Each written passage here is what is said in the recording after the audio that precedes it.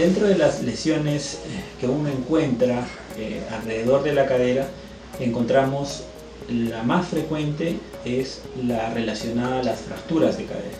O nos referimos a las fracturas que se encuentran o que comprometen la articulación, en este caso es la articulación coxofemoral. Decimos que es la articulación coxofemoral porque está conformada por la parte superior, que es la parte del acetábulo, y la parte inferior, que sería la cabeza del fémur. Todas las lesiones que se producen alrededor de estos dos huesecitos, ¿no es cierto?, las conocemos como las fracturas de cadera. Estas generalmente están muy asociadas a los pacientes adultos mayores, en este caso lesiones por osteoporosis. Entonces, todas las fracturas alrededor de la cadera están relacionadas a pacientes adultos mayores. Las lesiones en la cadera no solamente están relacionadas con la fractura, también encontramos lesiones o enfermedades que causan daño en esta articulación, como por ejemplo podemos encontrar enfermedades, ¿no?, que van a ir dañando progresivamente el cartílago del cual está conformada esta articulación, y esto se conoce como una artrosis. Esta artrosis puede ser primaria o secundaria. Para decirlo de manera genérica, hablamos de una artrosis secundaria cuando está asociada a alguna enfermedad, y artrosis primaria cuando esta no está asociada a alguna enfermedad.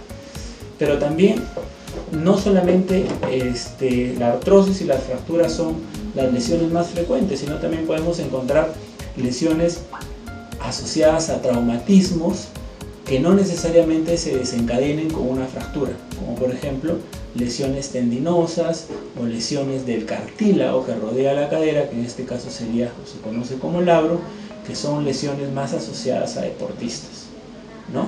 Que eso tiene que ver y es un punto totalmente aparte que luego vamos a seguir conversando. Respecto al postoperatorio, o sea, una vez que uno ha resuelto una fractura de cadera, va a depender mucho de cuál haya sido el tratamiento para aconsejar al paciente qué es lo que viene después de haber recibido el tratamiento.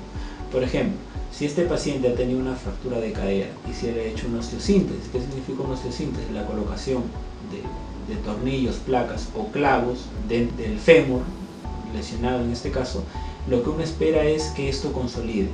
Para que esto consolide va a seguir un proceso. No quiere decir que el paciente esté todo el tiempo tirado en su cama esperando que esto suceda, que el hueso suelte. Para eso necesitamos un proceso de rehabilitación, ¿no?, progresiva y paulatina. Generalmente debe empezar al siguiente día de la operación. Al siguiente día de la operación, el paciente ya debe estar con un terapista al costado, enseñándole, ¿no?, reeducando la pierna lesionada, que en este caso está operada, para activar la musculatura que está alrededor de la cadera. ¿Con qué objetivo? Con el objetivo de que estos músculos no se hipotrofien. ¿Qué es hipotrofia? Que se achiquen, que pierdan su función, que pierdan su potencia. Entonces, si nosotros empezamos a activar estos músculos después de la cirugía, mediante una terapia física precoz, vamos a tener un retorno del paciente a su actividad diaria inmediata. Pero en el caso, por ejemplo, de pacientes en los cuales la fractura de cadera ha necesitado el tratamiento de una prótesis, en este caso, en los pacientes adultos mayores generalmente colocamos prótesis con cemento. ¿Qué quiere decir? Que estos pacientes al siguiente día de la cirugía deben empezar a caminar. Claro que van a tener unas ciertas restricciones para determinados movimientos, que de eso se encarga la terapia física, educarlos, qué posturas, al sentarse, al levantarse de la cama, al iniciar la marcha, qué aparatos deben utilizar. Generalmente tenemos unos cojines abductores que se llaman para poder descansar, ¿no?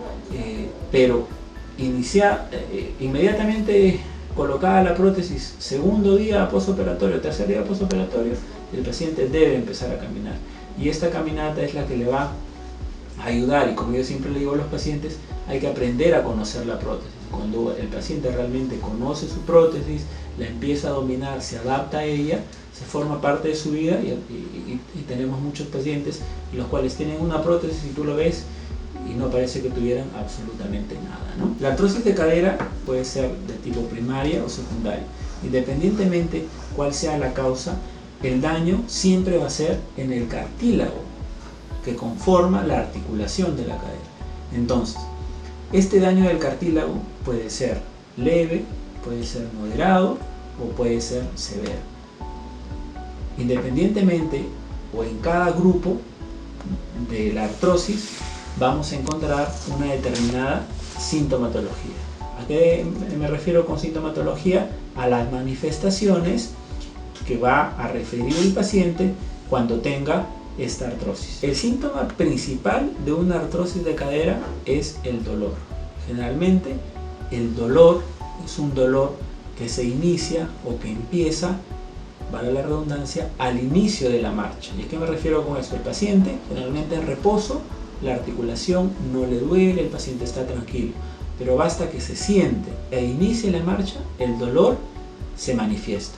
Y es un dolor que los pacientes muchas veces lo refieren como un dolor en el cual sienten que se le atraca la cadera.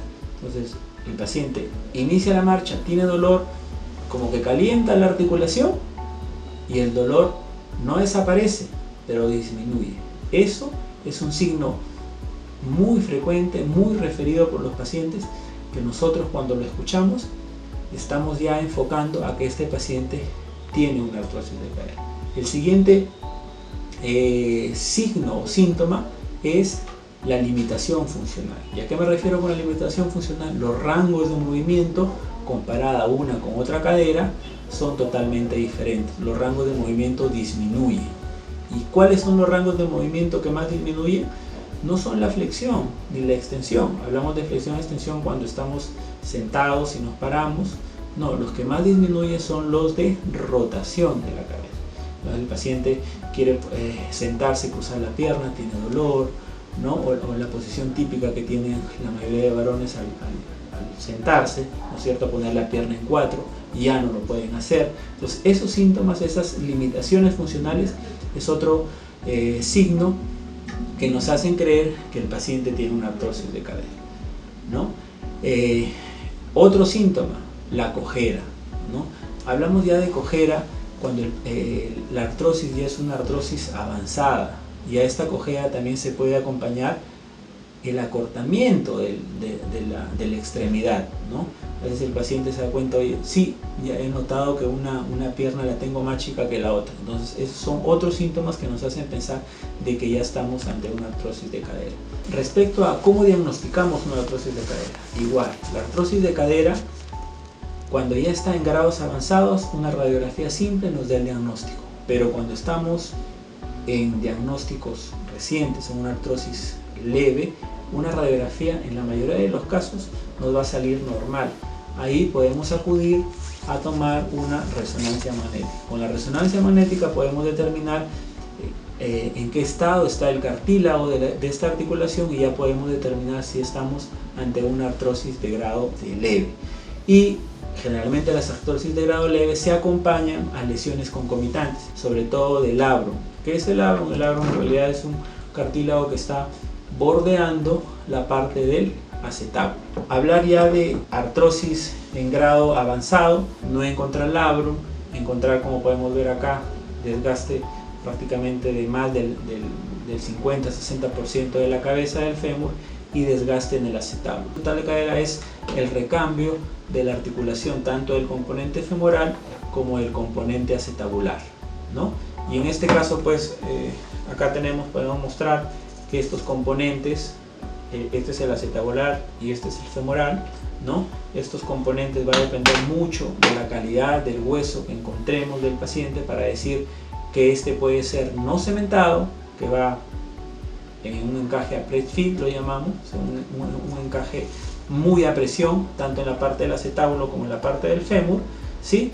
Buscando que el hueso se incorpore dentro de estas partículas. Y tenemos la prótesis cementada, que es cuando la calidad del hueso no es tan buena, necesitamos que esta prótesis se fije dentro tanto de la parte del acetábulo como del fémur mediante un cemento especial, un cemento óseo que te coloca para poder fijar a la prótesis. En el postoperatorio de una artroplastía total de cadera, es inicialmente igual, inmediatamente después de la cirugía, sea una prótesis del tipo cementada, sea una prótesis del tipo no cementada, la recomendación es iniciar marcha precoz, siempre con supervisión y vigilancia de la terapia física.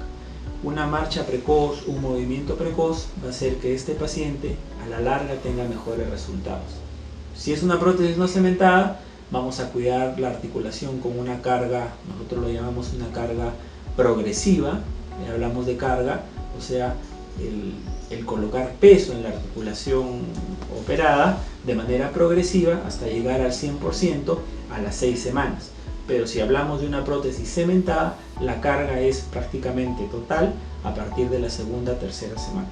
¿Sí? Lo que siempre vamos a buscar es que esta nueva articulación vaya adaptándose al paciente de manera progresiva.